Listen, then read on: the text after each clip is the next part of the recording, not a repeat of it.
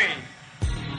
One day, this nation will rise up, live out the true meaning of its creed.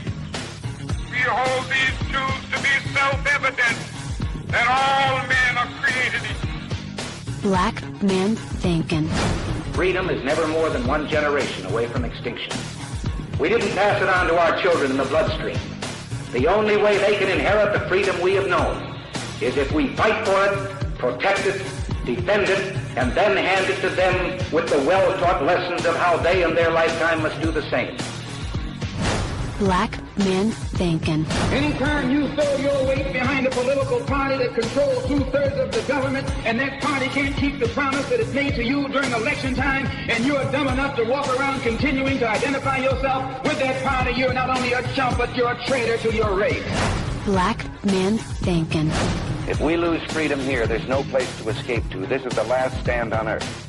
And this idea that government is beholden to the people, that it has no other source of power except the sovereign people, is still the newest and the most unique idea in all the long history of man's relation to man.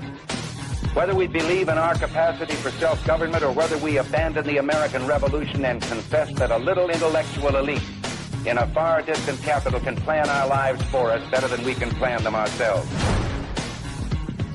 Black Man Thinkin.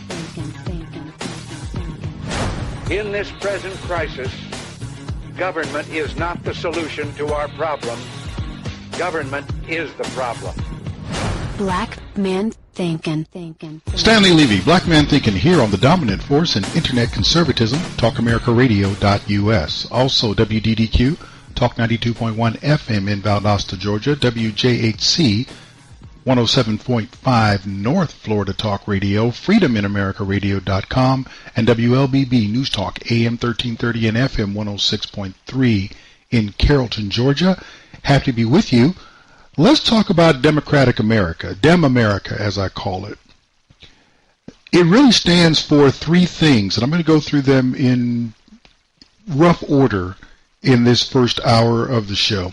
Let's talk about first the woman-centered, because it's all about women for America if you're a Democrat.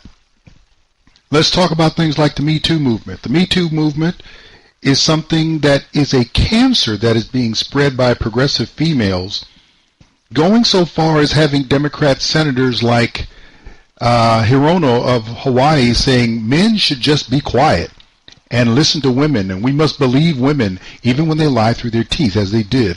Christine Blasey Ford lied through her teeth about now Supreme Court Associate Justice Brett Kavanaugh. She lied. Everybody knows she lied.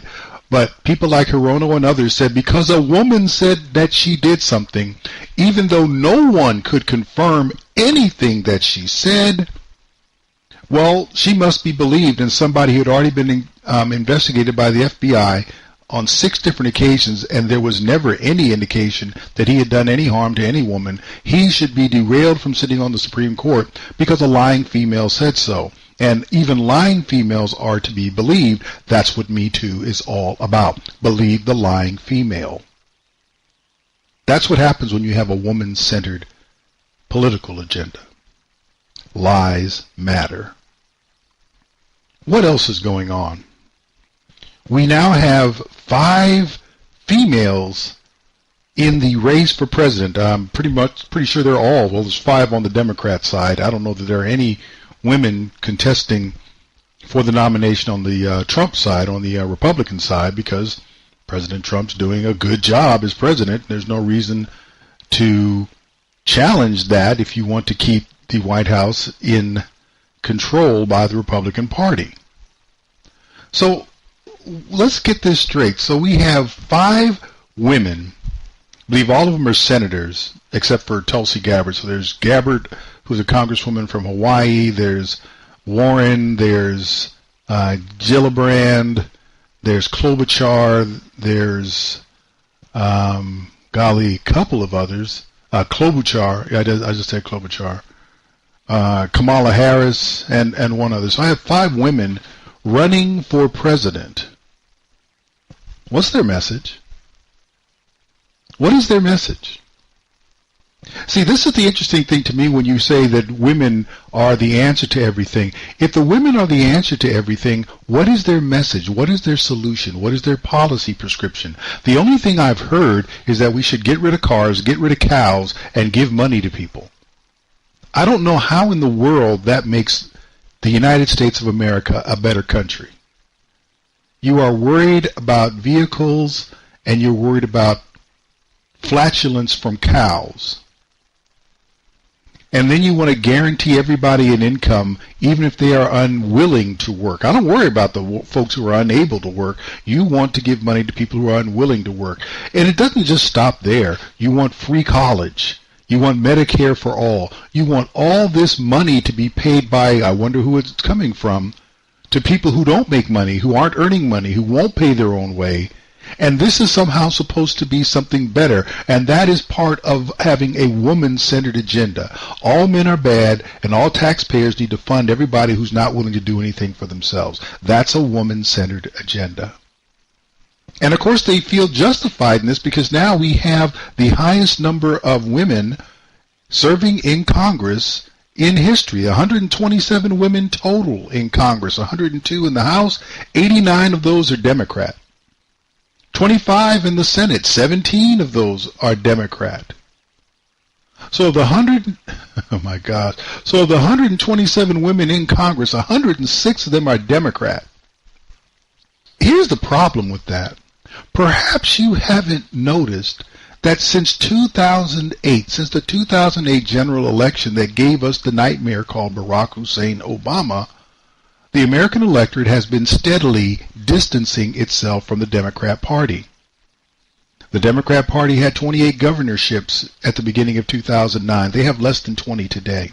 The Democrat Party controlled 60 of the 99 state legislative chambers in the United States in 2009. They control 31 today. And all these women are making these inroads in the Democrat Party. You are making an increased presence in a rejected party, and there is no sign that the American people are now flocking to the Democrat Party. I know what they're going to say. Look at the midterms. Well, let's break the midterms down. Number one, the Republicans increased their majority in the Senate. I can't remember the last time that ever happened. And as far as the House is concerned, and even some Senate races, the voter fraud and election fraud that was apparent and blatant is almost unconscionable. And that had more to do with Democrats winning than anything else. Would they have picked up some seats? Probably.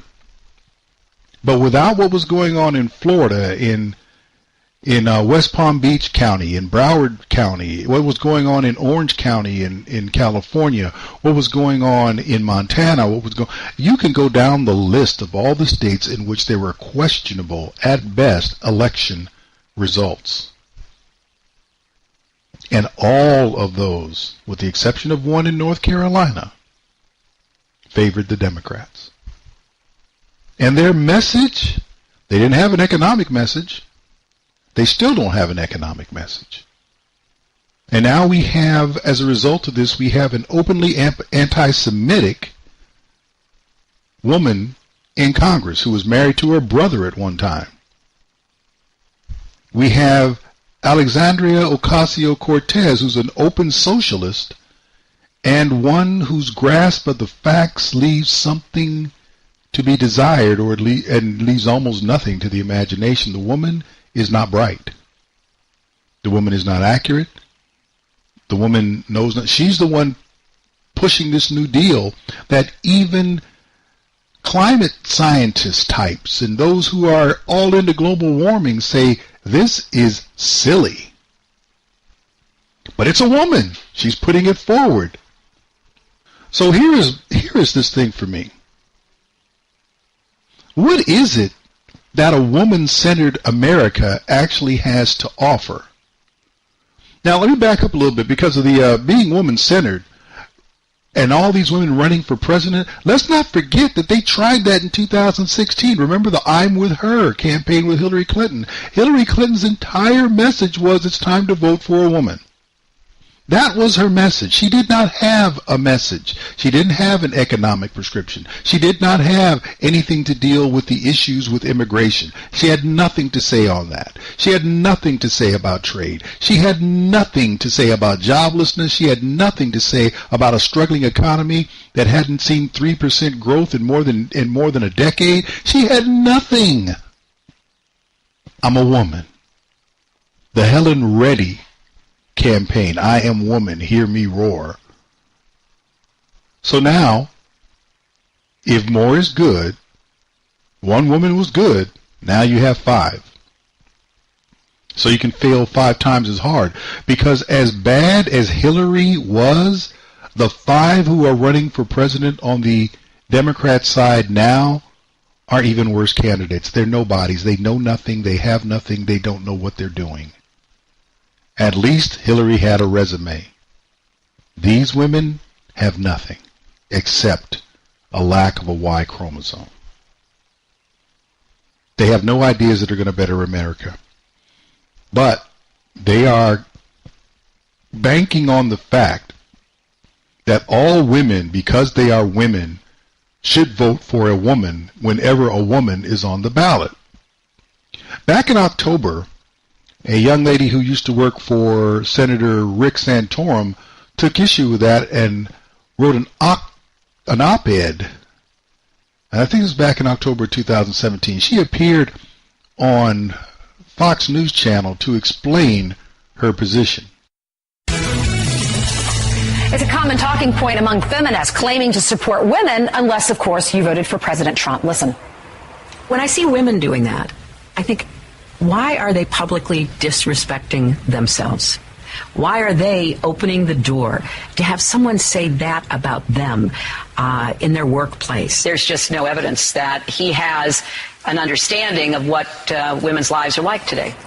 Our next guest argues feminism has very little to do with women, instead arguing, quote, it's an elitist exclusive club where the rights of women are championed only if you are a certain brand of woman and only if it suits a liberal political agenda. Joining us now is freelance writer and former press assistant for Senator Rick Santorum, Lauren DeBellis-Appel. Thank you, Lauren, for being with us.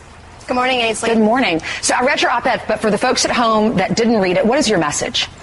Well, you know, I think millions of people just like me that voted for President Trump, and there's 42% of us that voted for him and chose not to vote for Hillary Clinton. We're tired of hearing from people like her and Michelle Obama and liberal Hollywood elitists that we should vote for somebody just because they're a woman. We're tired of being lectured to about what we should think and what we should believe and who we should vote for. We're intelligent people, and we can think for ourselves. And the definition of feminism is to think independently, and apparently that's not what we're allowed to do anymore. A lot of Republicans say the feminists are teaching tolerance of everyone, women's rights, unless you think differently than they do.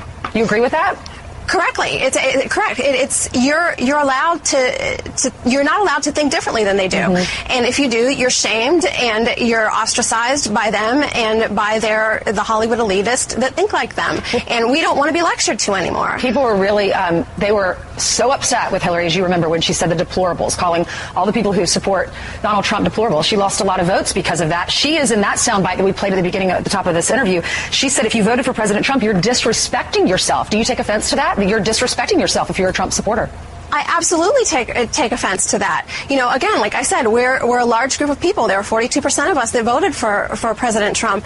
And, you know, we're moms like I am. We're working career women. We're intelligent people. We can think for ourselves. We didn't, like she said, necessarily take our cues from our husbands and our boyfriends. We decided for ourselves who we could vote for. And we didn't need to be told. And we didn't just get in line just because they told us to and vote for a woman, just because it was a woman that's running. I mean, quite honestly, you know, that's what she ran on. You know, we were told that we were supposed to vote for her because she was a woman.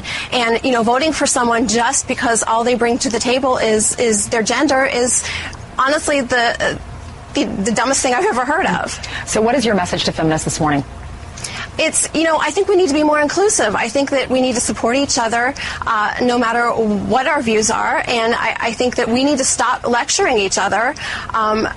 We can think for ourselves, and the definition of feminism is thinking independently. We can decide for ourselves what we believe. We're intelligent human beings, and we don't need to be told what to do. Okay. We can choose that for ourselves. Thank you so much, Lauren. You can catch the op-ed on FoxNews.com. Let's break that down for a minute, because as strong as her message was, it's still weak at its core.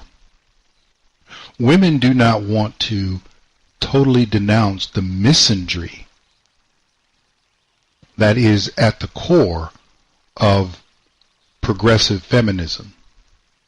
It is not that women deserve their turn.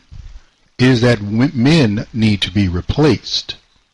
If you look at what the Me Too movement has done with respect to the public broadcast media, we are displacing men and replacing them with women.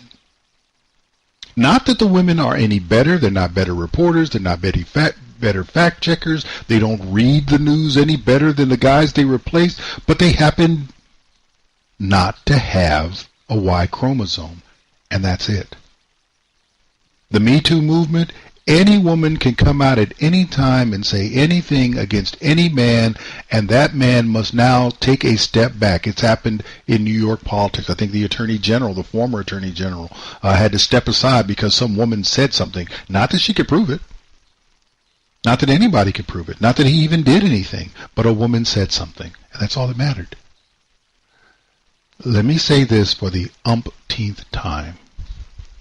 We have yet to see any culture throughout human history that rose to prominence, became dominant, or stayed influential because women were leading it.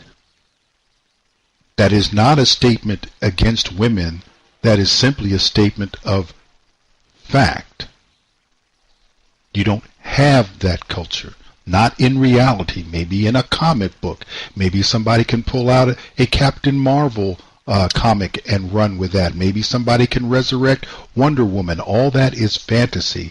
In the real world, if you want to have a culture that is thriving, that is economically powerful, that is militarily powerful, it will not be run by women.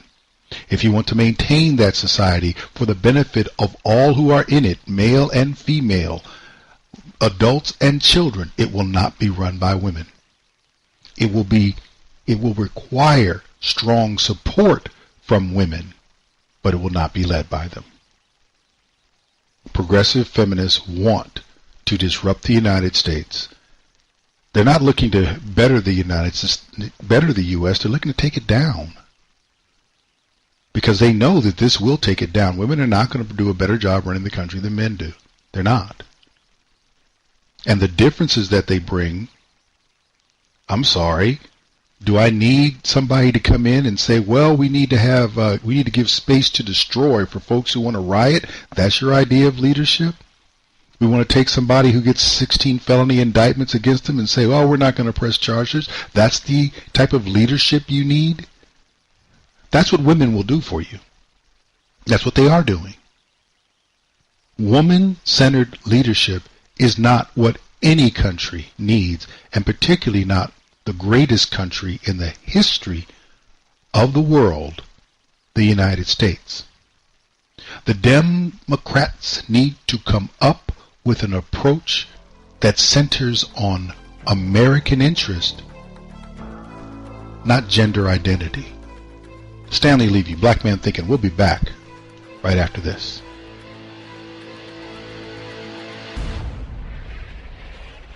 Stanley Levy, Black Man Thinking, here on the dominant force in internet conservatism, TalkAmericaRadio.us. Also WDDQ, Talk 92.1 FM in Valdosta, Georgia, WJHC, Talk 107.5 North Florida Talk Radio, FreedomInAmericaRadio.com, and WLBB News Talk, AM 1330 and FM 106.3 in Carrollton, Georgia. Continuing with the characterization of Dem America, or what the Democrats want for America, or how they view America even.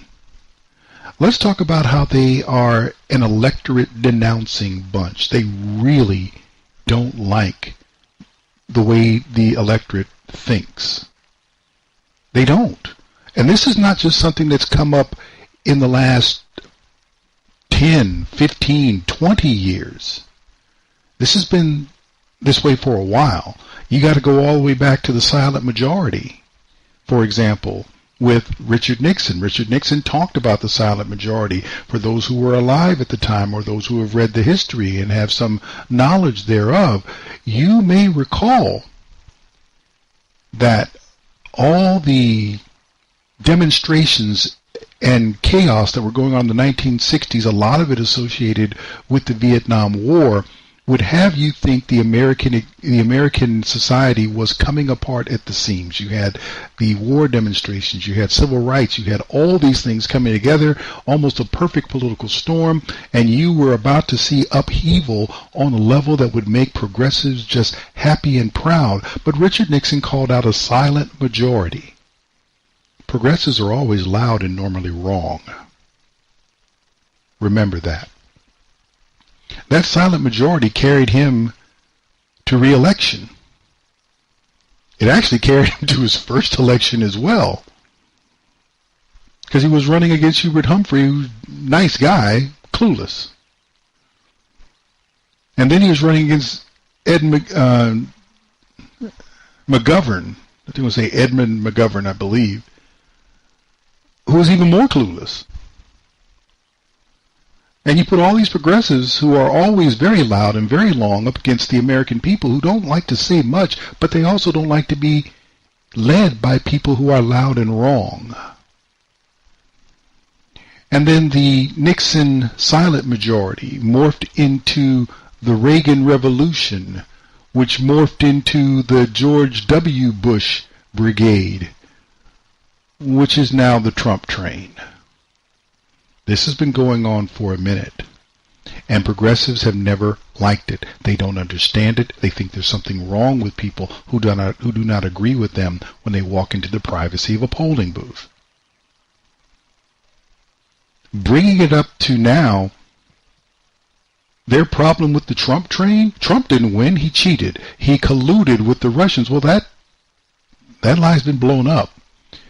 We had almost 2 years of Robert Mueller crawling around in everybody's knickers, indicting people, coming up with BS charges that had nothing to do with collusion, and messing folks up and sending them to jail, some of them. One guy he sent to jail for a whopping 2 weeks. I think it was Stephanopoulos or Papadopoulos or whatever his name, but the Greek guy. He sent him to jail for an entire 2 weeks. And that was considered a major win. None of this mattered, because the report that Robert Mueller produced stated clearly there's no collusion. There's no evidence to support that Donald Trump or anyone associated with his campaign colluded with the Russian government or with any Russians. Not only Donald Trump and not anyone in his campaign, but not any American citizen. Not one American citizen could they come up with saying that there was collusion between them and Russians with regard to the 2016 election. There was no collusion. Obstruction of justice was really the same result. He just didn't want to come out and say it. Well, there's kind of evidence on both sides. Let me help you out in legal terms. When you have evidence on both sides, tie goes to the runner. He's safe. You can't have exculpatory evidence and then come out and say that, well, the guy's guilty of something. I'm sorry, that's what exculpatory evidence expressly counters.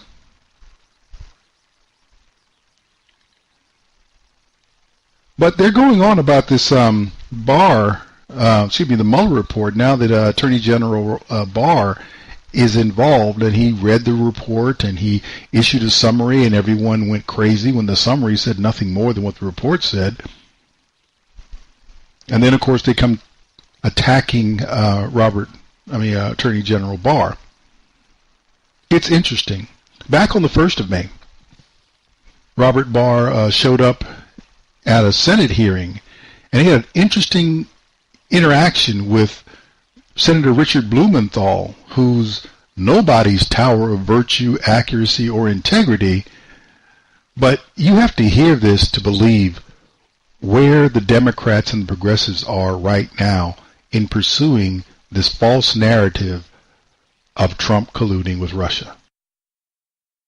The conversation between yourself and Bob Mueller shortly after your summary was issued. He called you? No, I called him.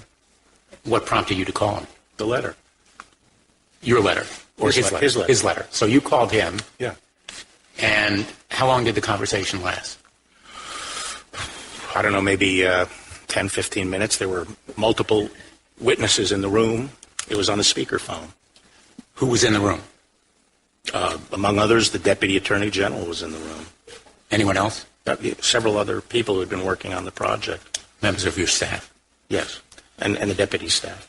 And as best you can recall, in the language that was used, who said what to whom? I said, Bob, what's with the letter? You know, why don't you just pick up the phone and call me if there's an issue?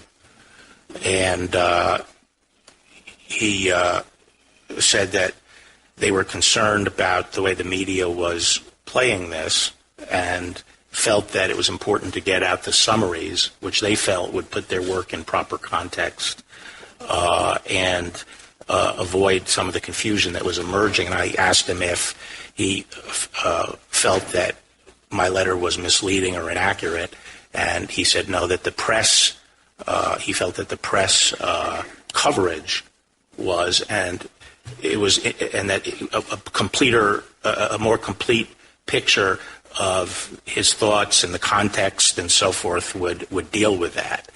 And I suggested that I would rather just get the whole report out than just putting out stuff seriatim and piecemeal. And but I said I would think about it some more. And the next day I put out a letter that made it clear that no one should read the March 24th letter as a summary of the overall report, and that a full account of Bob's Mueller's thinking was going to be in the report, and everyone would have access to it. But there's nothing in Robert Mueller's letter to you about the press.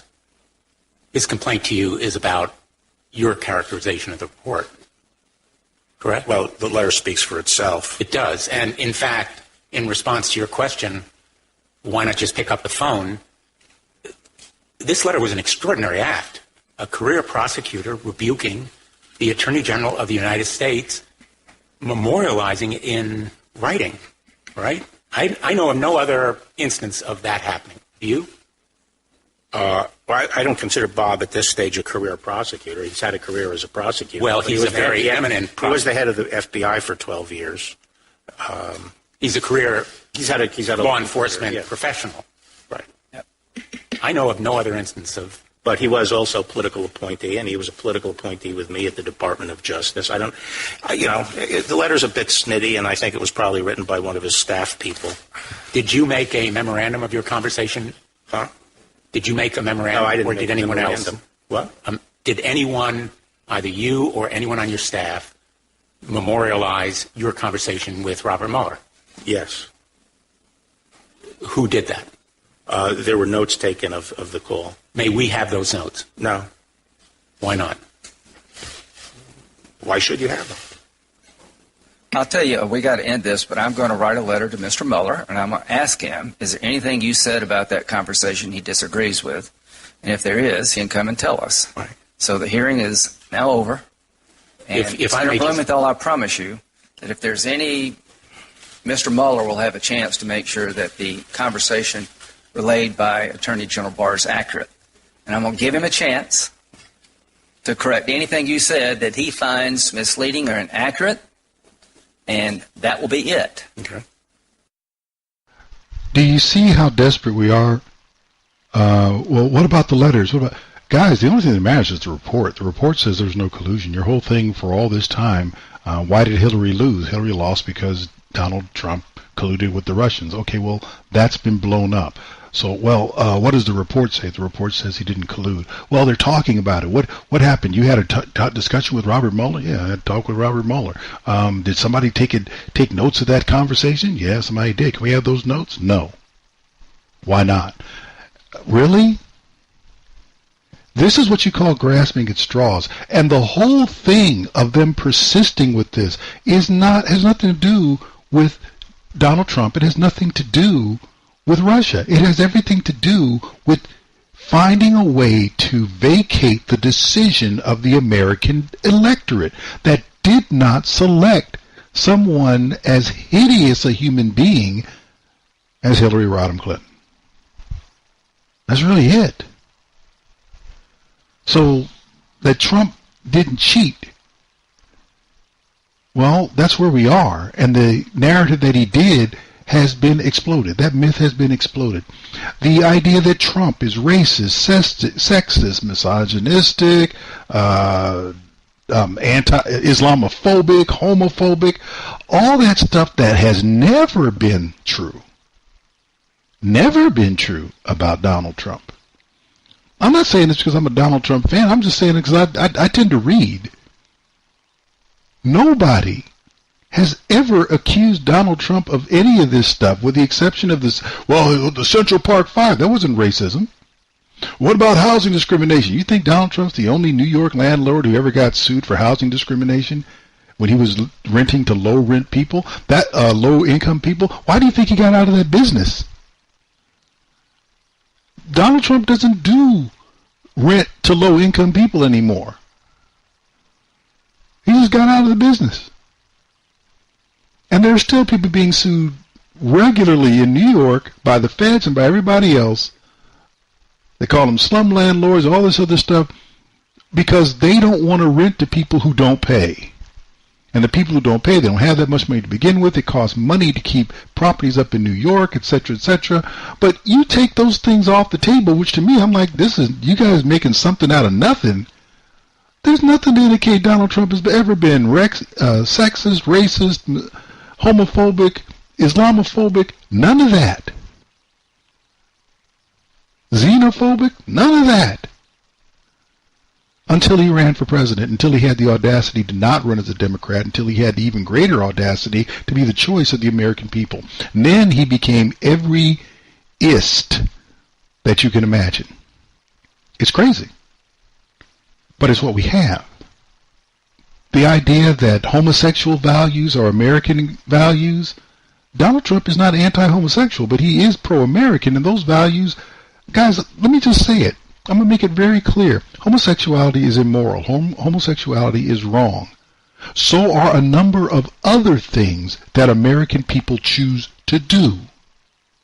However, we're not trying to ram down the electorate's throat the idea that lying is a good thing. We're not trying to ram down the electorate's throat that adultery is now a great thing to be protected and championed. We're not doing that. We're not yet trying to tell people that pedophilia is the best thing that anybody could do, and it's a lifestyle choice that we should honor. We're not doing that yet. We're not trying to ram down people's throat the idea that polygamy is a wonderful life choice. Everybody should respect it, and you should you should marry whoever you love, no matter how many people that is. We're not doing that in this country. We're not trying to ram that down anybody's throat in this country. But we are trying to ram down everybody's throat the unnatural notion that people of the same sex should be having romantic relationships and sexual relationships. We keep ramming that one down. It's no less correct than anything else I mentioned. The only difference is no one is championing those things the way they are championing homosexuality. It's not an American value. We don't have 35% of the population that's homosexual. It's only 3. Between 3 and 4. Hasn't changed. That lie's been blown up. But the one lie that is also blown up, that is the most telling regarding what Democrats think of the American people, deals with the economy. Because remember, they almost had you almost had you. Had you believing that the American economy is supposed to grow at less than 2% per year. They had you there. Because for every year of the Obama presidency, you did not sniff 3% growth in a year. And for the last 2 years of the Bush administration, you didn't sniff 3% per year. So after a decade, they were almost at the point where they had you believing that new normal was indeed normal for America. Even though we didn't have that bad of economic performance during the Depression or the Great Depression. Or even when we were forming as a nation back in the late 18th century. We didn't have that. Only when you had the last 8 years of Barack Obama preceded by 2 years of George W. Bush, did you start trying to paint that narrative that bad is good. And then Donald Trump comes along and removes the barriers to the American economy that the federal government had in place, and all of a sudden, Americans start acting like Americans again. And the result that you can measure in economic performance troubles the Democrats to the point that they denounce it. And when they're denouncing it, think about who they're talking about. Now Nancy Pelosi's at it again. She's downplaying our booming economy. I want you to see this. Here she is. Watch. Hip, hip, hooray. Unemployment is down. What does that mean to me in my life? I need a bigger paycheck. This isn't just about the unemployment rate. It's about wages rising in our country so that consumer confidence is restored, because our economy will never fully reach its possibilities unless we increase the consumer confidence. Okay, yeah, it's Nancy Pelosi, I got a little note for you. Consumer confidence is actually doing really well. We're actually near an 18-year high in consumer confidence. So there goes that argument. Unemployment's at an 18-year low. So when she says, yeah, whoop-de-doo, unemployment is at such a low, it is whoop-de-doo. We should all be thrilled because we haven't seen levels like this in 18 years. And there are more job openings now than there are unemployed people. Tax cut bonuses, I mean, those have been massive. But, no, wait. She thinks that that's just crumbs, right? In terms of the bonus that corporate America received versus the crumbs that they are giving to workers, this tax scam, which is a rip-off of the middle class. Someone needs to tell her to stop. I mean, for the sake of the Democratic Party, because basically she's taking their platform and throwing it out the window. She has no solution to economic challenges. She doesn't care that the economy is improving. She doesn't even understand that we're at an 18-year high when it comes to consumer confidence. She doesn't understand economics. And people vote their pocketbooks.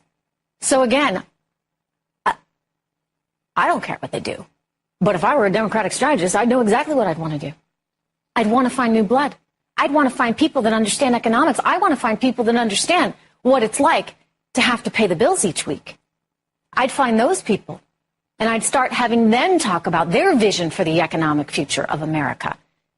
And I'd have them say how happy they are to see that the job market is improving. And now, yes, we need better wages, but we've started to get that. And let's not forget, these things take time. We just got the lower taxes.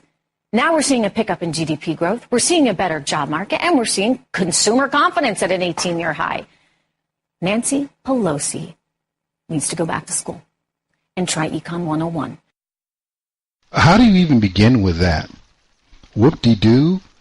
Unemployment is down? What does that mean for me in my life? It means you're more likely to be working than unemployed, and hoping that there's enough unemployment insurance paid by the other folks who are working to tide you over, as opposed to you making several times more than unemployment and being able to sustain yourself and your family based on your own work effort.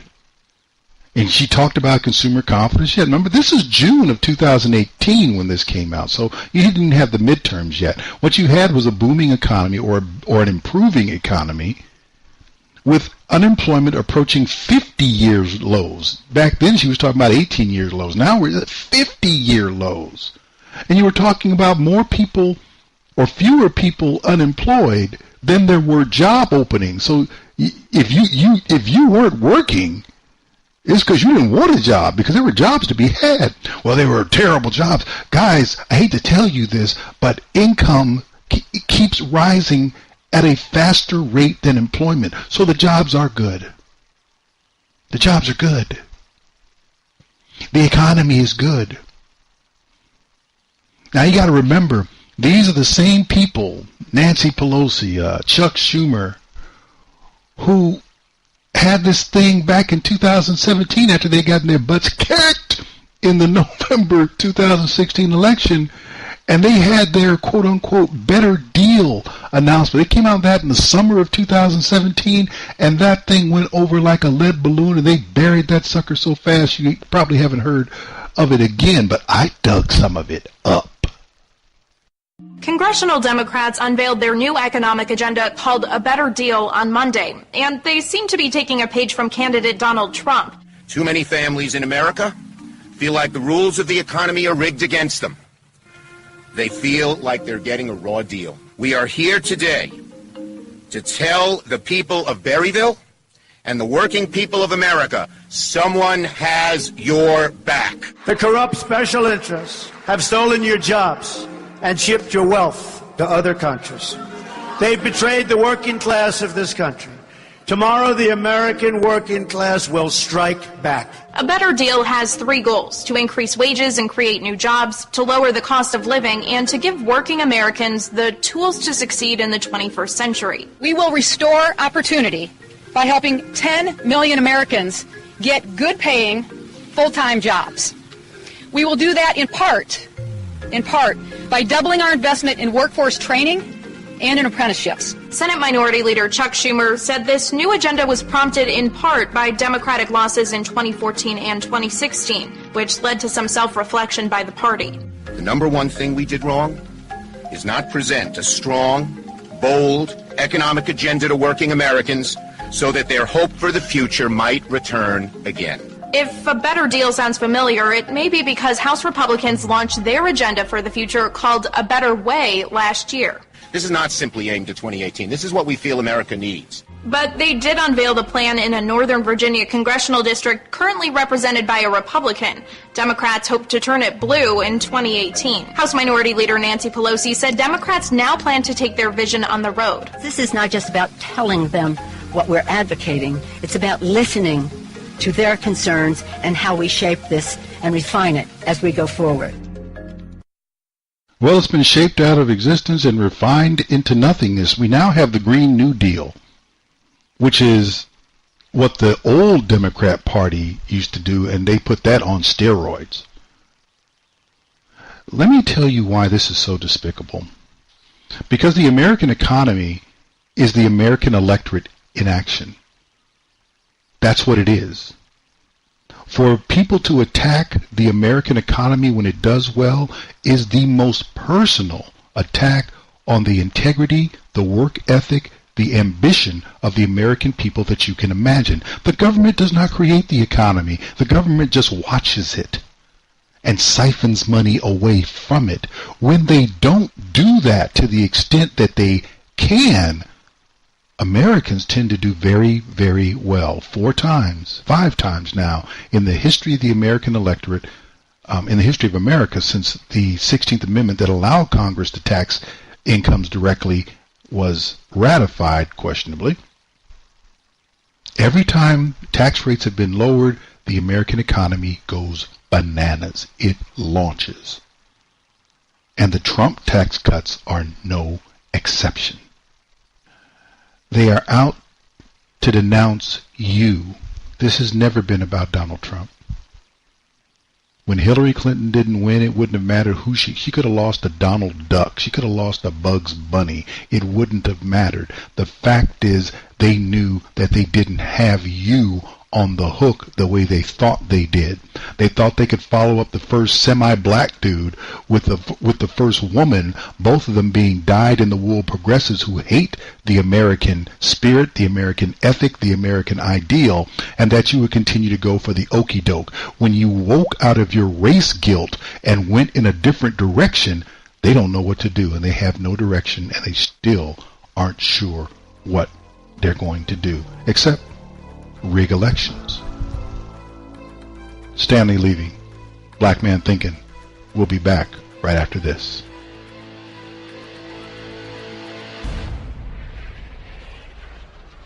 Stanley Levy, Black Man Thinkin', here on the dominant force in internet conservatism, TalkAmericaRadio.us. Also WDDQ Talk 92.1 FM in Valdosta, Georgia, WJHC Talk 107.5 North Florida Talk Radio, FreedomInAmericaRadio.com, and WLBB News Talk AM 1330 and FM 106.3 in Carrollton, Georgia. Final segment of this first hour. Still saying or keeping with the theme of Dem America, or what the Democrats and the progressives and socialists want for America, and what is underlying that. And that is a love of falsehoods. Let's talk about some of them, just a few of them. Black Lives Matter / police brutality. Black lives do not matter to black people. They do not. And I'm making it a blanket statement because as a blanket statement, black people are responsible at 13% of the population for 52% of homicides in the United States, of murders in the United States specifically. How is it that Black Lives Matter when you're killing the most people of anyone in the United States, more than half the homicides, and more than 90% of those you kill are black? Which means more than half of the homicides, of the murders committed in the United States are of black people. Black people are the most murdered people in the United States, and blacks are doing most of the murdering. But you say Black Lives Matter to whom?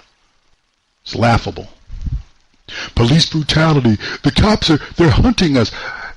The police kill somewhere between 150 to 250 black folks every year. Black people kill more than 7,000 every year. Please explain to me who's doing the hunting of blacks. Police kill 150 to 250 black people per year. Black females kill 350,000 black people in the womb every year. Who's doing the hunting of blacks? It's a falsehood. It is a lie. Blacks have 99 problems. Police brutality is not one of them. Let's talk about another one. Abortion is a woman's right. Let me ask you this question. How does a woman have the unfettered right to kill someone who's done nothing to her except be in existence because of her irresponsible sexual activity, and it's okay to kill that person, but the person that the cop shoots who is disrupting the peace, up to disobeying the law and even putting his life in jeopardy, he should live? How is it that the one that we know has to be innocent must die, and there should be no recompense, there should be no accountability for that life, but the one who challenges police authority, the one who challenges and violates laws, if for any reason harm comes to him, all heck should break loose? It's a falsehood. What about Christianity and Judaism being more dangerous than Islam? Have you heard that one? Look what the Jews are doing to the poor Palestinians. The Palestinians are murderous individuals. Not all of them, but Hamas has a sworn goal. They do not want Israel to exist, and they are willing to offer up their children if it will turn public opinion, international opinion, against Jews to the point where they are forced to give up land. And once they start giving up land, then you may as well count the Jewish state as gone, and those who are inhabiting it as Jews with it. As far as Christianity is concerned, well, you have more white American terrorists than anything else. Man, get that nonsense out of here. Ain't nobody walking around scared of some redneck white boy walking around with his gun in the back of his rack in his truck. That's not what people are afraid of. That isn't. You have to know him to get killed by him. The Muslim doesn't have to know you to kill you. He just has to see you. I haven't seen any American Christians cutting heads off of people in this country, as a black Muslim did in Oklahoma City not that long ago. Haven't seen that one yet. That bothers me a lot more than Joe Sixpack with his gun rack and his Confederate flag in the back of his truck. Because the Klan, in case you've missed it, hasn't done any harm to anyone since the 1980s and early in that decade at that. Another falsehood. How about homosexuality should be seen as a protected norm of behavior, legally protected? Why? One, it's not normal. Never has been normal. Just because it's been around a long time doesn't make it normal. And lying's been around a long time. It's not normal. A whole lot of things have been around a long time. Doesn't make them normal, doesn't make them good, doesn't make them preferable, doesn't make them beneficial. Why is this one now to be protected? To the point where we've brought in things that are designated, known as mental illness, into that whole conversation. Transgenderism, also known as gender dysphoria. So now that you want grown men going into the bathrooms with little girls as though that's safe for anyone who is a minor. And we're supposed to, they have to live out their truth. They're not telling the truth. They have no truth that they're trying to live. They're trying to get you to call their falsehood a truth. This is what's going on with this movement. And of course, religious freedom for Christians must be oppression. I have two words for you.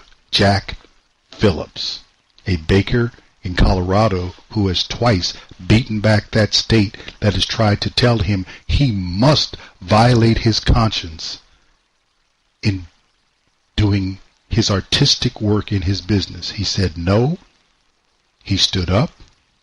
And because America is still founded on religious liberty, the state of Colorado got pimp slapped by the Supreme Court in a 7-2 decision, and recently just backed down when they tried to go after him again.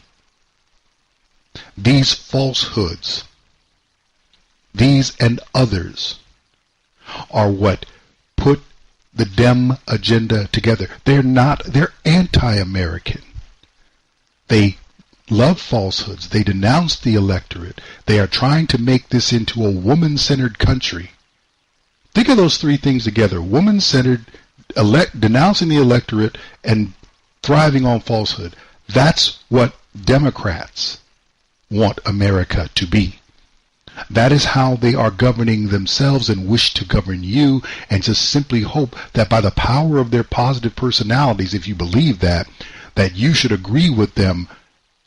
It will be worse than Thanos snapping his fingers.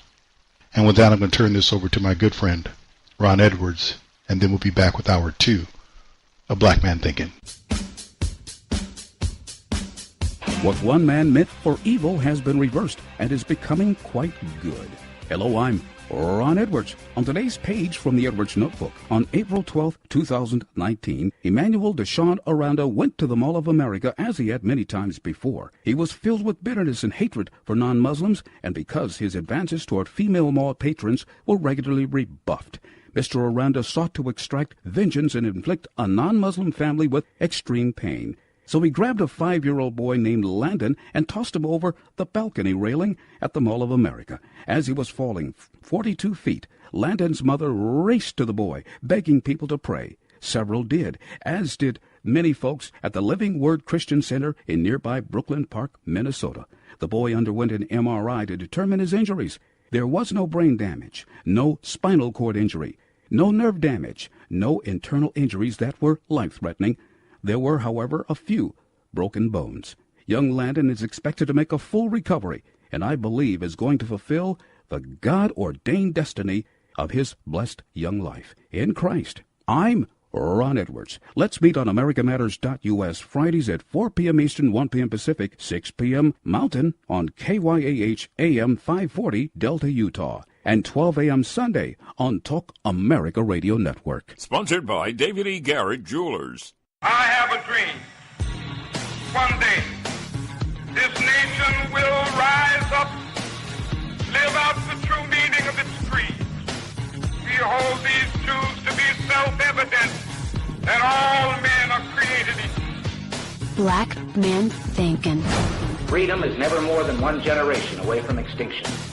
We didn't pass it on to our children in the bloodstream.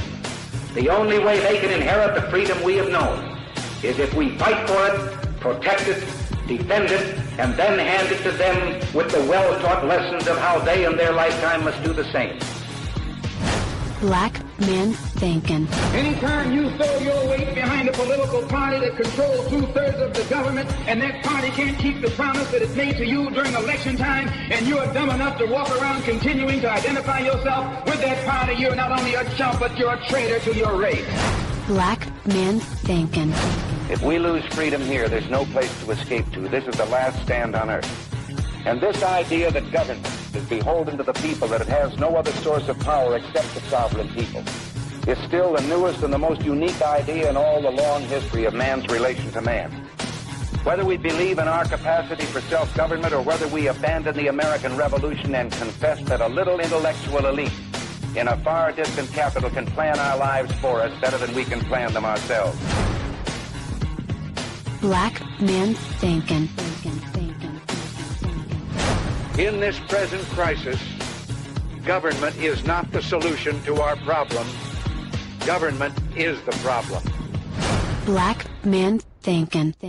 Stanley Levy with Hour 2 of Black Man Thinkin here on the dominant force in Internet conservatism, TalkAmericaRadio.us.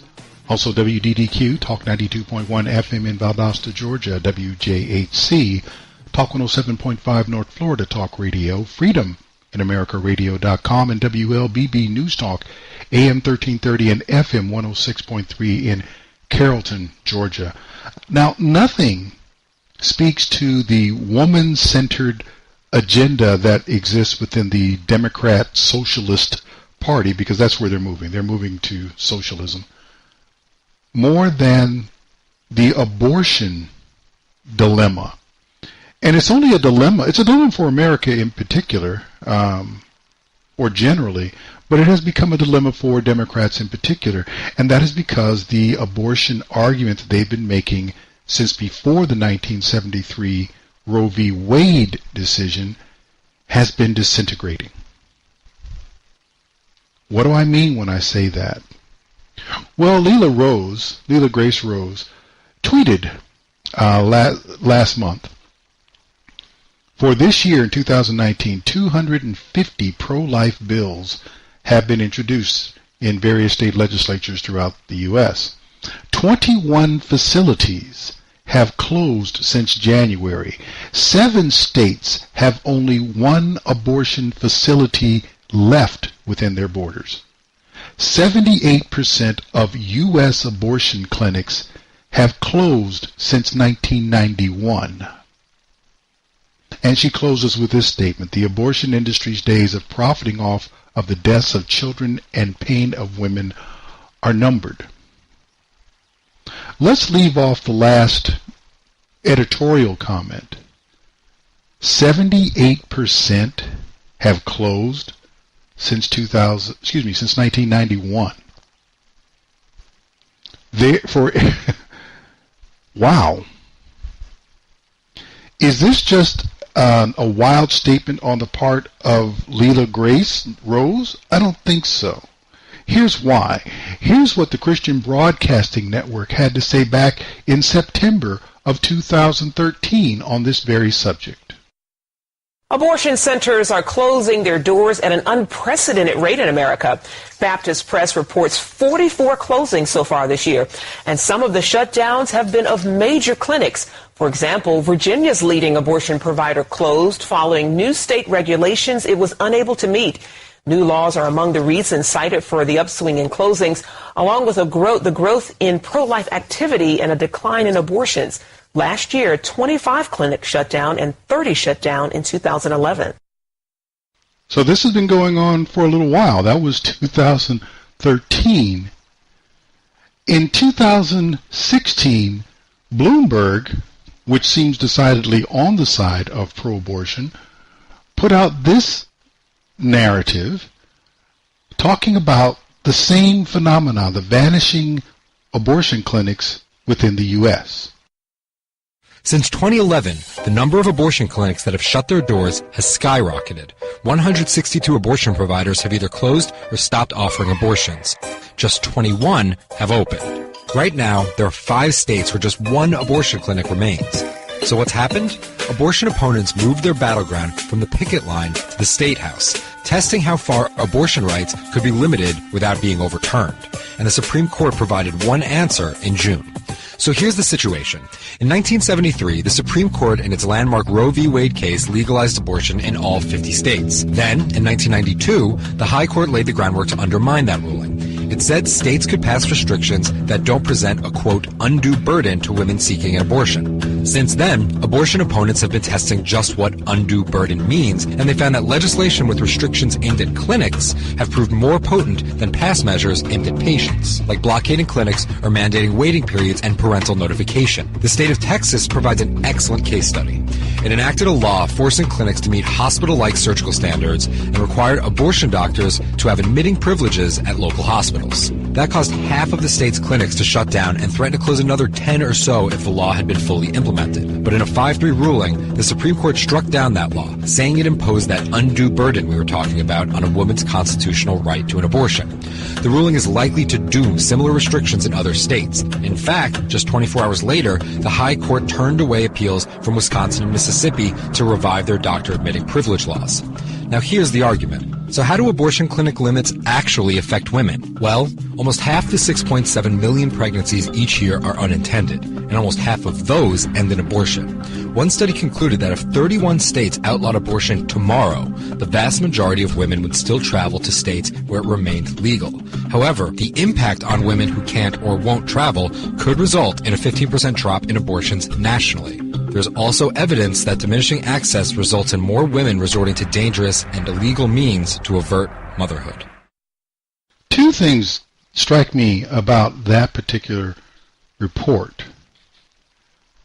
The first one would be that here's what's happened in the abortion debate.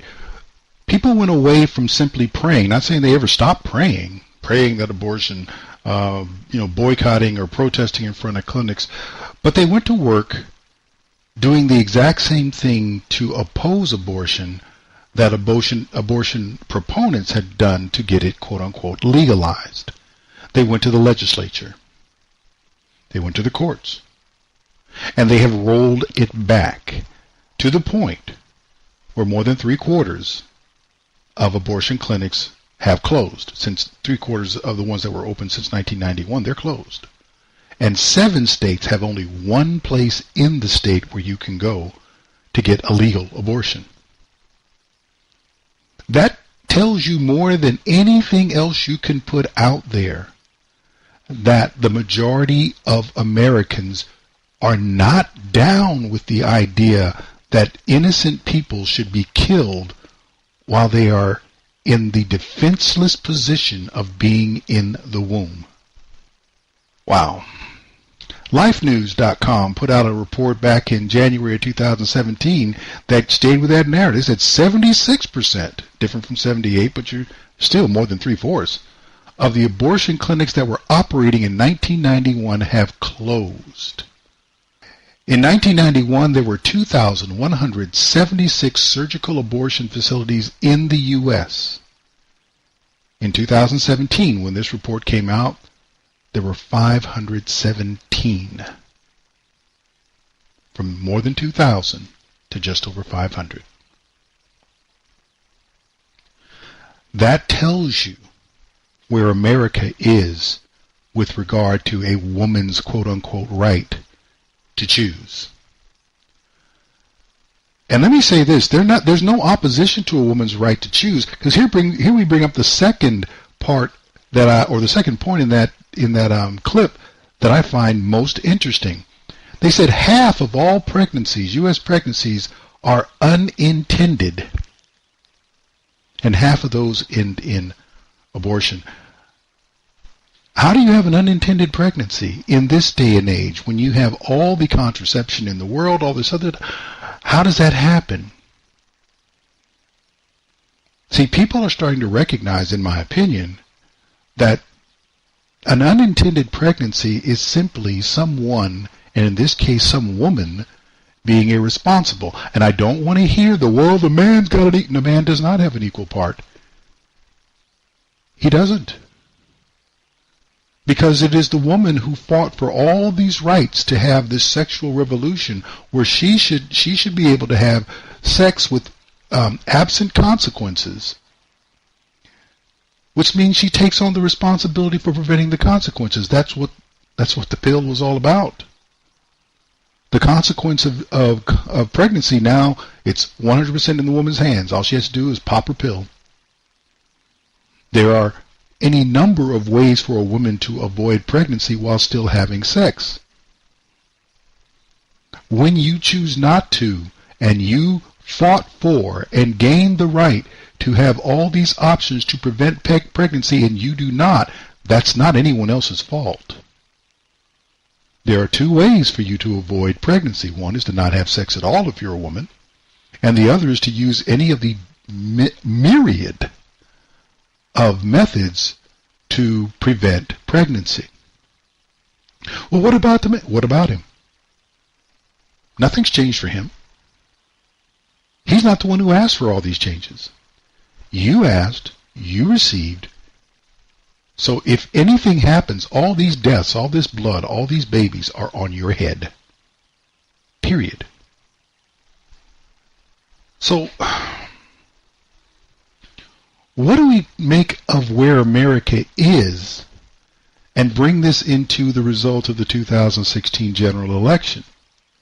In March of this year, the Trump administration made a particular announcement.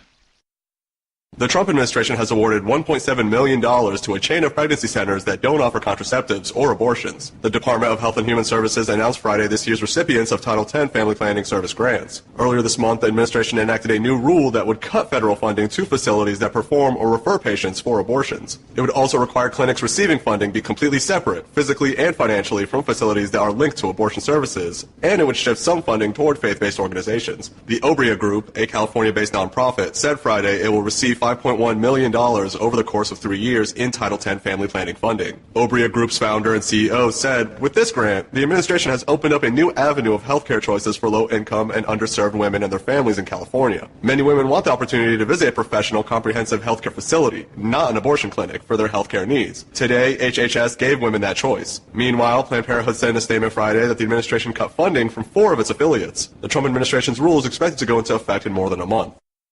Instead of funding facilities that provide abortions, they fund facilities that provide alternatives to abortion.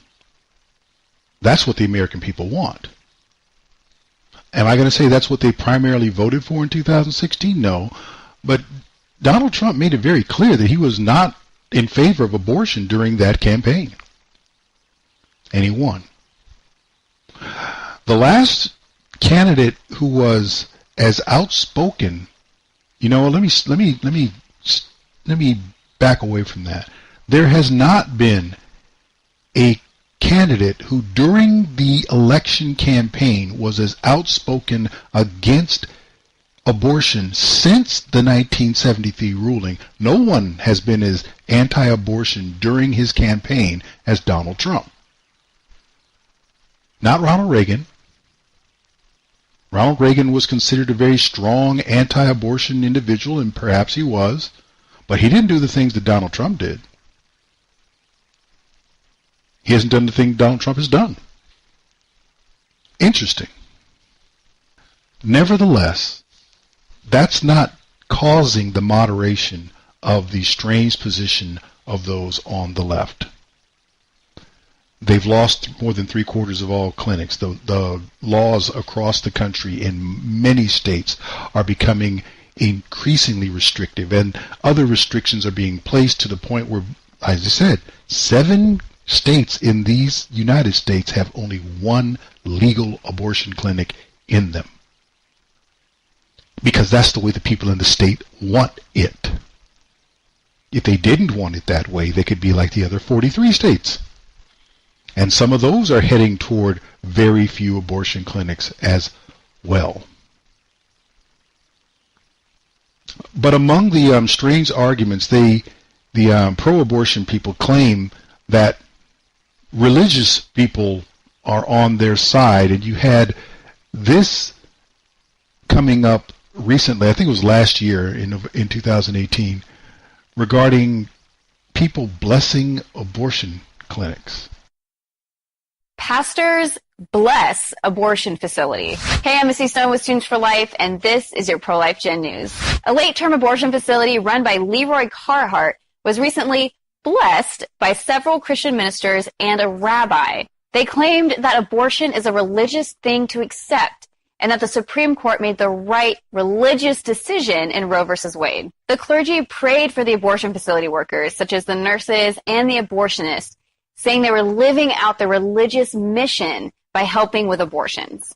Yeah, no. First of all, abortion is not a religious thing to accept. Many religions, Christianity included, specifically speak out directly against abortion. So their actions are not representative of their supposed faith. But you don't even have to use religion to prove that abortion is the taking of an innocent life. We have Biology 101 for that, thanks. But regardless of what these religious leaders believe, I am going to pray for these abortion workers too, that they see abortion for what it really is and they leave the industry. And that's what caught our eye today. I'm Missy Stone with Students for Life. See you next time. I chose that clip for two reasons. One, it showed that you really have some strange people who claim to be part of the religious movement. The second thing is that Students for Life shows that there are quite a few young people who are not pro-abortion. There's just not. Nevertheless, the dingbats, as I call them, the far lefters, the haters of life are undeterred.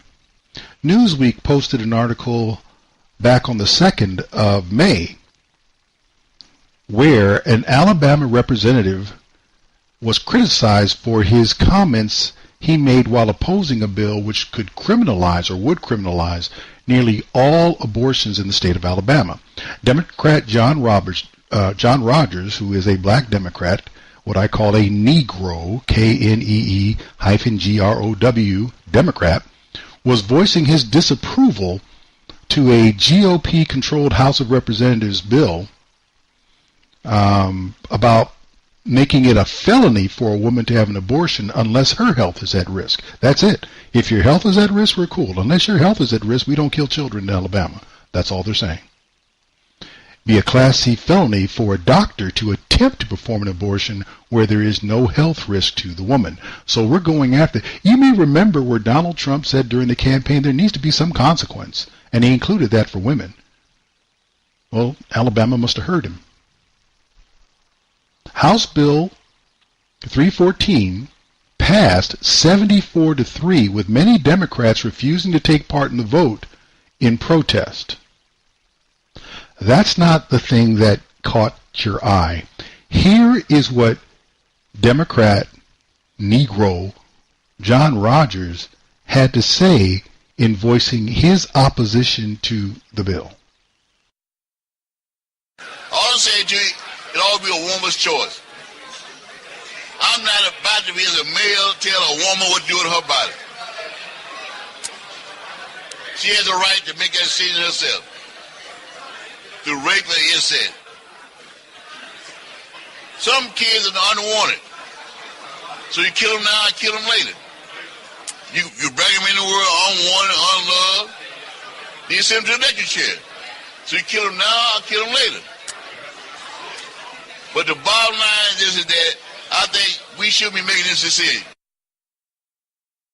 So we now know what black Democrats think about black children. He just put it out there in front. Remember what Bloomberg told us. Half of all pregnancies in the United States are unintended.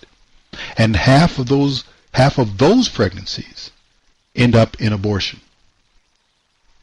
Now, obviously, the other half of the unintended pregnancies did not necessarily result in unwanted or unloved children. But they've made it real clear. I thought Black Lives mattered. Obviously not to Negro Democrats or other Democrats either. These lives, black, white, Asian, Latino, they don't matter.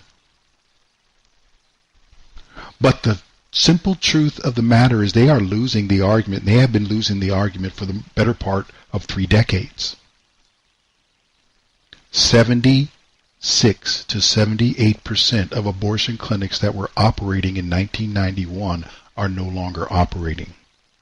The number is down that drastically. States are on the move against abortion. The executive branch of the United States government is on the move against abortion. Why? Because the American people, from top to bottom, are moving against abortion. They do not think it is okay to kill children in the womb. That's different from the moral argument, and that is a moral argument, by the way, but that's different from the moral argument or the ethical argument of going back to holding women accountable for what they do with their bodies. Because abortion is not something she's doing with her body, it is something that she's doing to someone else's body. It is not the woman who is being pulled and limb from limb, dismembered so that she can have convenience. It is a child. Understand this. The days of abortion on demand in America are numbered. Because Americans wish to be a good people. There are no good people who kill innocents in the womb. Stanley Levy, Black Man Thinkin'.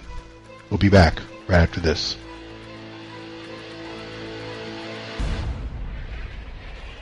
Stanley Levy, Black Man Thinkin', here on the dominant force in internet conservatism, TalkAmericaRadio.us. Also WDDQ, Talk 92.1 FM in Valdosta, Georgia. WJHC, Talk 107.5 North Florida Talk Radio. FreedomInAmericaRadio.com. And WLBB News Talk, AM 1330 and FM 106.3 in Carrollton, Georgia. Well, the Mueller narrative, now that the investigation is over, it is disintegrating faster than Thanos at the end of Avengers Endgame. It is bad. But the interesting thing is the Democrats are not necessarily interested in giving up on the narrative, even though there really is no, as they say, there's no there. So let's start with what this whole thing was about, that Donald Trump did not win the election in 2016. What happened was he got together with the Russian government and Russian intelligence, and they colluded to swing the election and to adjust the results to the point where he could claim a victory. Well, after the almost 2-year investigation of Robert Mueller as special counsel into that, the Attorney General, William Barr, was able to give us a summation of that entire charge. So that's the bottom line. After nearly 2 years of investigation, thousands of subpoenas, hundreds of warrants, and witness interviews, the special counsel confirmed that the Russian government sponsored efforts to illegally interfere with the 2016 presidential election, but did not find that the Trump campaign or other Americans colluded in those efforts. The Russian government sought to interfere in our election process. But thanks to the special counsel's thorough investigation, we now know that the Russian operatives who perpetrated these schemes did not have the cooperation of President Trump or the Trump campaign, or the knowing assistance of any other American for that matter. Again, the special counsel's report did not find any evidence that members of the Trump campaign or anyone associated with the campaign conspired or coordinated with the Russian government in these hacking operations. In other words, there was no evidence of the Trump campaign collusion with the Russian government's hacking. WikiLeaks then made a series of document dumps. The special counsel also investigated whether any member or affiliate of the Trump campaign encouraged or otherwise played a role in these dissemination efforts. Finally, the special counsel investigated a number of links or contacts between the Trump campaign officials and individuals connected with the Russian government during the 2016 presidential campaign. After reviewing these contacts, the special counsel did not find any conspiracy to violate U.S. law involving Russian-linked persons and any persons associated with the Trump campaign. After finding no underlying collusion with Russia, the special counsel's report goes on to consider whether certain actions of the president could amount to obstruction of the special counsel's investigation. As I addressed in my March 24th letter, the special counsel did not make a traditional prosecutorial judgment regarding this allegation. Instead, the report recounts 10 episodes involving the president and discusses potential legal theories for connecting those activities to the elements of an obstruction offense. After carefully reviewing the facts and legal theories outlined in the report, and in consultation with the Office of Legal Counsel and other department lawyers, the Deputy Attorney General and I concluded that the evidence developed by the special counsel is not sufficient to establish that the president committed an obstruction of justice offense. So let's go ahead and wrap this up. No evidence of collusion between Donald Trump, his campaign, anyone affiliated with that campaign, any other American citizen. Nobody colluded with Russia to impact the election. With respect to obstruction of justice, they had 10 occurrences involving the president, and guess what? They came up with different theories but didn't come up with any evidence or prosecutorial recommendation.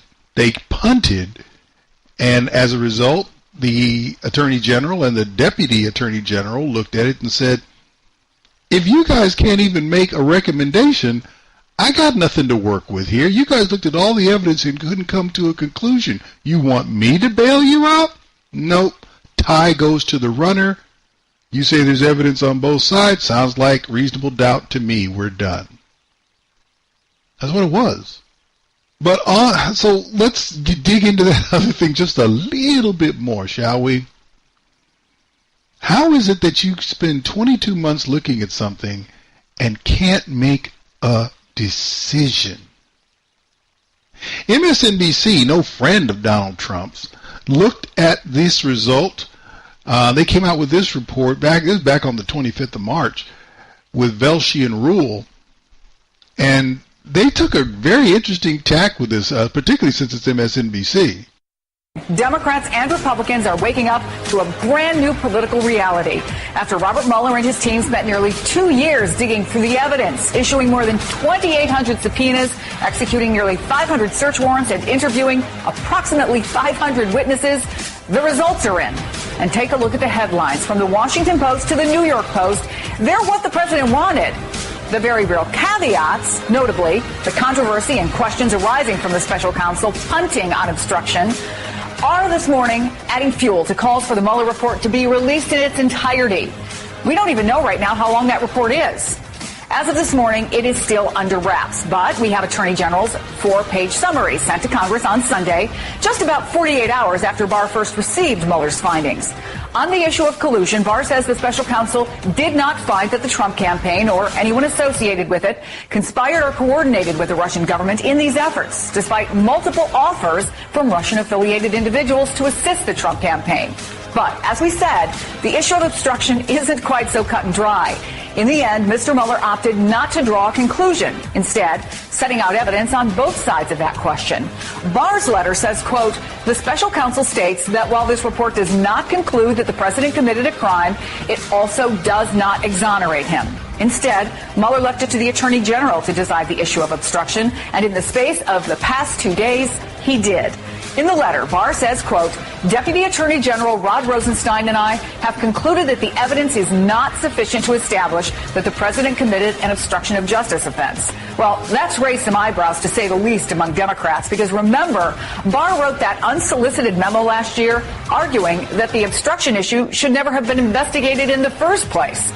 So is he biased? Can he reach a fair conclusion, particularly in the space of a weekend, 2 days, to review 2 years of work? As far as the president and his allies are concerned, Barr's letter means these issues are closed. Here's President Trump speaking just about an hour after that letter was made public.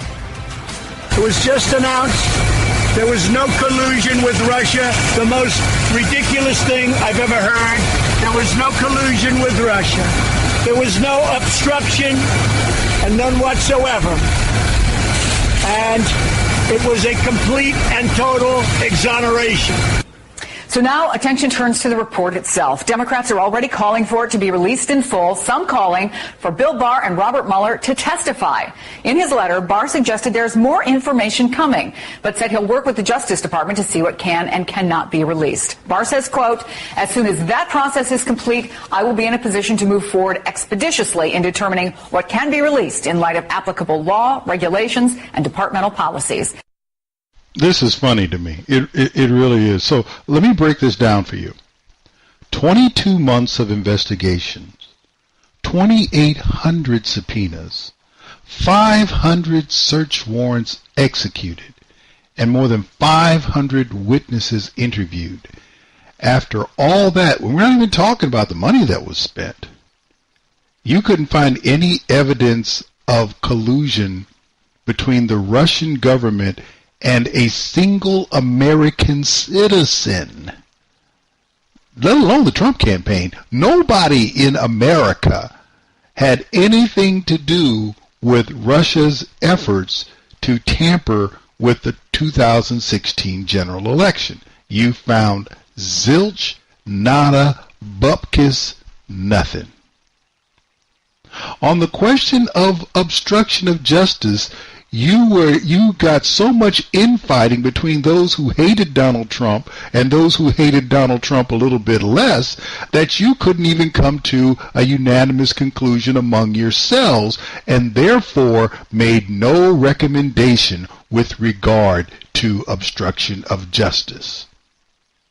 2 years, 2,800 subpoenas, 500 search warrants, 500 witnesses, and this becomes the nothing burger that Van Jones called it when someone surprised him on the street one day. Nevertheless, the Democrats aren't done. Know that. So, Washington Post on the 18th of April, same date as the Guardian clip that I played at the beginning, they put together a clip to talk about all of the people that Robert Mueller dealt with indictments and everything else, and it's really quite interesting. Special counsel Robert Mueller's investigation resulted in 34 people being charged with crimes, including 26 Russian nationals and 6 former Trump advisors or associates. It uncovered financial crimes, delved into murky lobbying efforts for the Ukrainian government, and revealed a complex web of internet propaganda. Among the people connected to President Trump who were charged are lobbyist and political consultant Paul Manafort, who worked as Trump's campaign manager in 2016. He faced multiple indictments stemming from his work as a political consultant in Ukraine in 2012 and his financial dealings.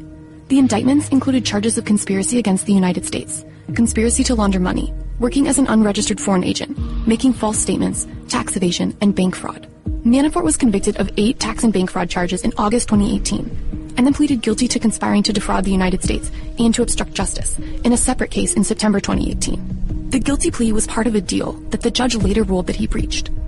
He was sentenced to 7.5 years in prison in March 2019. Several of Manafort's business associates from his work in Ukraine were also caught up in the investigation. Rick Gates, who had worked with Manafort since 2006 and was his deputy on Trump's campaign, was also charged and pleaded guilty to conspiracy and lying to the FBI in a cooperation deal. Alex van der Zwaan, a London-based lawyer who worked with Manafort and Gates when they worked as political consultants in Ukraine, and is also married to the daughter of a Russian billionaire, pleaded guilty in February 2018 to lying to the FBI about their work in Ukraine. He was sentenced to 30 days in prison. And Manafort's longtime Ukrainian business associate, Konstantin Kalimnik, was charged with working with Manafort to obstruct justice. Investigators say the two tried to influence potential witnesses in a case involving their failure to register as foreign lobbyists. The FBI also says that Kalimnik has ties to Russian intelligence. In a 2017 statement to the Washington Post, he denied any connection to Russian intelligence. Trump's short-lived national security advisor, Michael Flynn, pleaded guilty in December 2017 to lying to the FBI about his contacts with Russian ambassador Sergei Kislyak.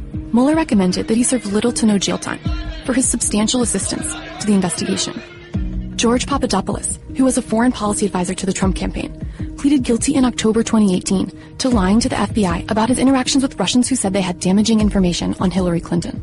He was sentenced to 14 days in prison in September 2018. President Trump's former personal lawyer, Michael Cohen, pleaded guilty to lying to Congress in November 2018, after Mueller's team searched his office, home, and hotel room in April.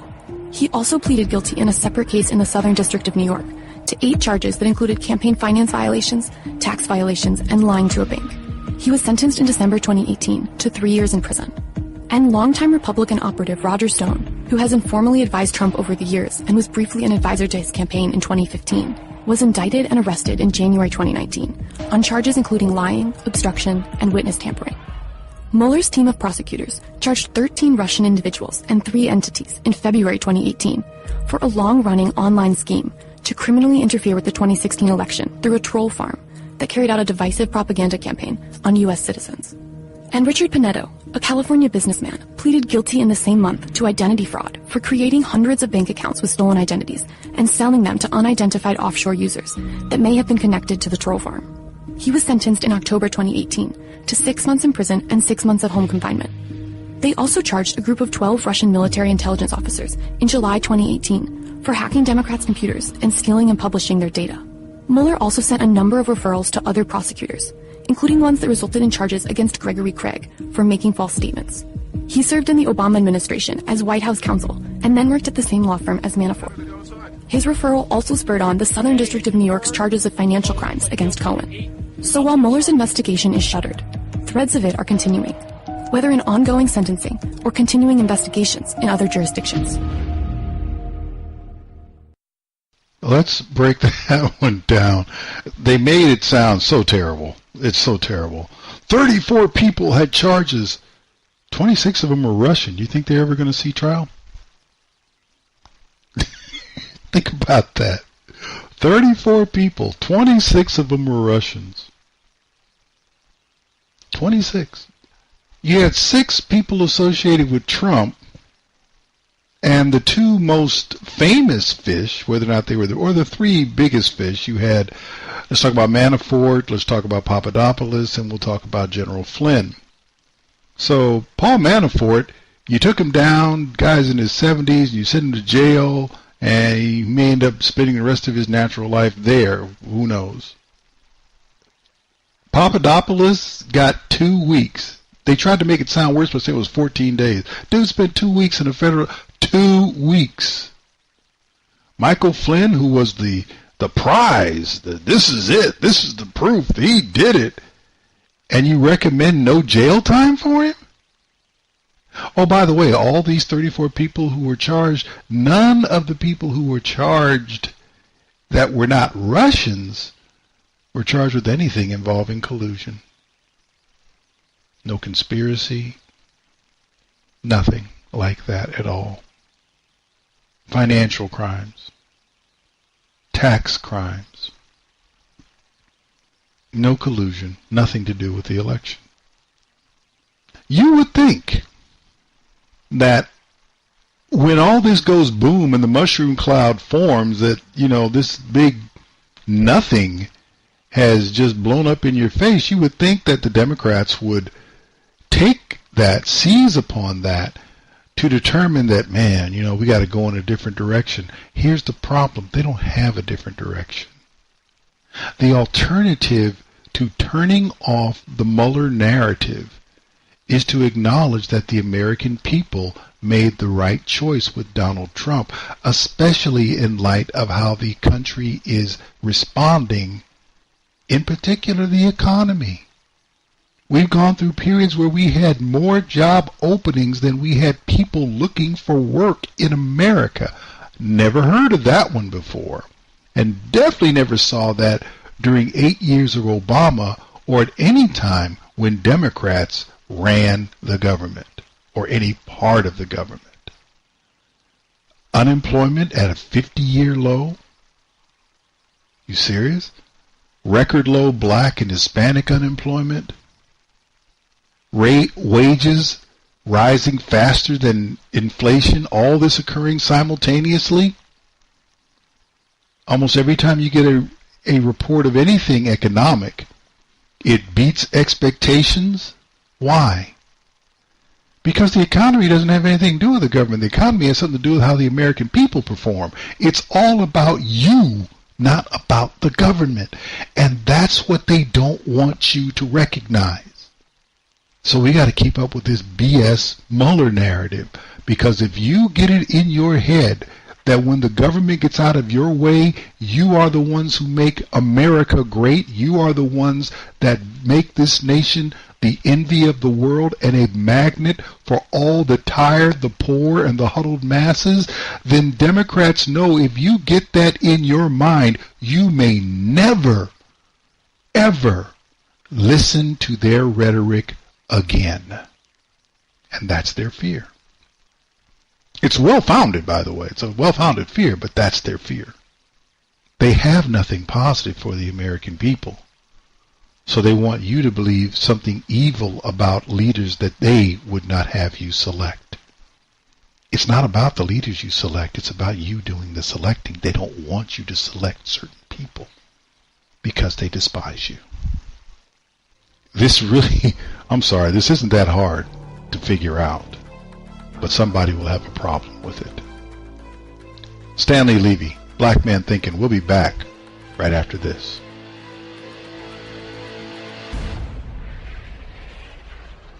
Stanley Levy, Black Man Thinking, here on the dominant force in internet conservatism, TalkAmericaRadio.us, WDDQ, Talk 92.1, FM in Valdosta, Georgia, WJHC, Talk 107.5 North Florida Talk Radio, Freedom in America Radio.com, and WLBB News Talk AM 1330 at FM 106.3 in Carrollton, Georgia. Final segment of the show. The Trump tax foolishness just won't go away. You will remember that much was made by the press and the Democrats of Donald Trump's ultimate refusal, if you want to call it that, to release his tax returns. He gave various excuses, which, for all I know, were truthful and accurate, or they may not have been. At the end of the day, I didn't care. The American people didn't care. And he became president. Now, 2 years later, after the Democrats rigged the 2018 election in numerous states, they rigged that midterm election to try to make sure that the blue wave that they lied about became some type of a self-fulfilling prophecy.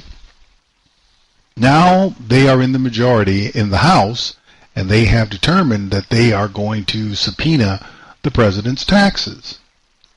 Of course, you recognize there is no law that requires a sitting president or a presidential candidate to provide tax returns to anybody. That's private financial information. The fact that folks have chosen to waive their own right, as it is, to privacy and release these documents, well, that's on them. But to then try to make that into some type of a legal requirement, that is strange.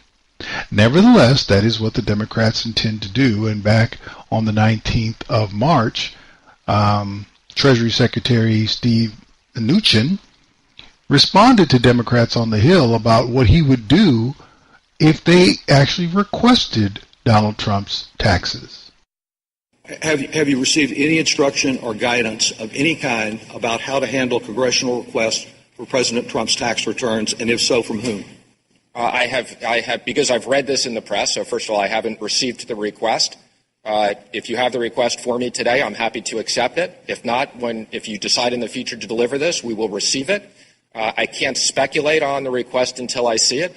I have discussed with the legal department in the Treasury that we will most likely receive this request. And as I've said, based upon the request, we'll examine it and we will follow the law. I would expect that we would. I'm not aware of there's ever been a request for an elected official's tax return, but we will follow the law and we will protect the president as we would protect any individual taxpayer under their rights. Are you seeking advice on the meaning of the word shall? Mr. Trump claimed President Trump, he would not personally benefit from the tax cuts in the tax bill of December of 2017. How can we know without seeing his tax returns? Can you tell me that? Well, I'm not aware of the president's financial situation other than what I read in the Apparently nobody is. But I would just comment that I assume that comment is that he has properties in New York and other places that are impacted by the SALT deduction. Well, it's happening and it's coming, so be prepared. Why does that amuse me so much? How many congressmen have been convicted of tax evasion? How many congressmen or senators, anyone in Congress, how many of them have made their tax returns public, either during the campaign or after they were elected? And they're going to say, well, there's no law for the president to, either as a candidate or as an elected official, to make his tax returns public. It's not a requirement, not a legal requirement. If he chooses to do it, that's on him. So for everyone in the Democrat Party who is interested in seeing Donald Trump's tax returns, where are yours? And if you're not willing to share yours, why? And if you are so determined to make these statements that we really need to understand where someone is coming from and whether or not they're obeying the law, why doesn't it start with you? Well, we already know the answer to that, but never mind. It hasn't stopped there, because this, of course, began with the election of 2016, and they were looking for Donald Trump to release his tax returns, and Donald Trump basically kept saying, no, they're under audit, I'm not going to give them out while they're being audited, blah, blah, blah. Let me say this personally, and I think I speak for a very large portion of the electorate. I could not care less what Donald Trump's tax returns look like. I don't care. I don't remember asking for Barack Obama's tax returns, and when he released them, I didn't read them. I didn't read George W. Bush's tax returns. I didn't read who ran against Bush. I didn't read John Kerry's tax returns. I didn't read Al Gore's tax returns. I didn't read John McCain's tax returns. I didn't read what's his name, Mitt Romney, the loser's tax returns. I don't care about. I'm not out here to count other people's money. Nevertheless, because Donald Trump won, and this is another way to relitigate the 2016 campaign, how do you stop Donald Trump? Well, some states have decided to try to keep him off the ballot, and their way to keep him off the ballot is to say, unless you give us your tax returns, then you cannot be on the ballot for an election. Of course, there's a little bit of a problem with that. Fox News did this report on the 4th of May, speaking about that particular issue. Presidential candidates, of course, have been releasing their tax returns since the 1970s consistently. But in the last election, President Trump refused, saying he was under an audit. Democrats will not let the issue go away. In the House, they have issued subpoenas to get those tax returns. And now in 17 states, there are bills pending that would keep the President of the United States off the ballot in 2020 if he doesn't release his taxes. Most of the states were won by Hillary Clinton in 2016, and in 4 of them, the bills have passed in the Senate: Washington, Hawaii, Illinois, and this week in California. 3 of the states were won by Trump: Arizona, Mississippi, and the critical state of Pennsylvania. Democrats say it's about trust and transparency. Tax returns just go to the core of your true financial interests. And obviously, it's just unprecedented for President Trump not to release his taxes. No one's ever even imagined that someone would do that. And so I think it's a legitimate public policy issue. There is no law that says candidates have to release their tax returns, and the Constitution only lays out a handful of requirements to be president. One must be 35 years old, a resident within the United States for 14 years, and a natural-born citizen. So the legal debate is whether states which are in charge of conducting elections have the authority to add new requirements for candidates to appear on their ballot. The Constitution has spoken to that, and if you want to change the qualifications for the presidency, including if you want to add a qualification that says you have to release your tax returns, you need to amend the Constitution to do that. The Washington State Attorney General, a Democrat who is rumored to be a potential candidate for governor now that the governor of Washington is running for president, gave the legislature the legal opinion that a court would likely conclude the states have the power to adopt this new requirement. But Democrats are being called hypocrites because the bill only applies to candidates for president, and the sponsor of the bill in Washington refused to release her taxes. Anita? All right, well, we'll see where that ends up. Dan Springer, so good to see you. Thanks so much. So let's get this straight. You want to tell somebody that if they want to run for president, they have to waive their Fourth Amendment rights to be secure in their persons, in their property, in their documents. You want them to waive that so that they can participate in an election. And you only want to do that for one office, not all offices, which seems kind of odd. And you think you can do that without amending the Constitution. Do you really think that somebody is going to amend the Constitution just so you can keep Donald Trump off the ballot? And of course, there's a hypocrisy charge. There's always hypocrisy where Democrats and progressives are involved. You want Trump's taxes, how come you haven't released yours? This is the interesting thing. Everything you want from Trump should come from everybody else. So why aren't you going first to demonstrate to the president that this is something he should do? Because you don't want your privacy violated. You just want to violate his. Fascinating. This is nonsense. And it shouldn't go anywhere. And that's our show. God bless, God keep you is my prayer. And until next time, remember those things that matter. Your family, your country. Protect those things that do matter. Keep yourself in a great position. And if God says the same, I'll talk to you next week. Do take care.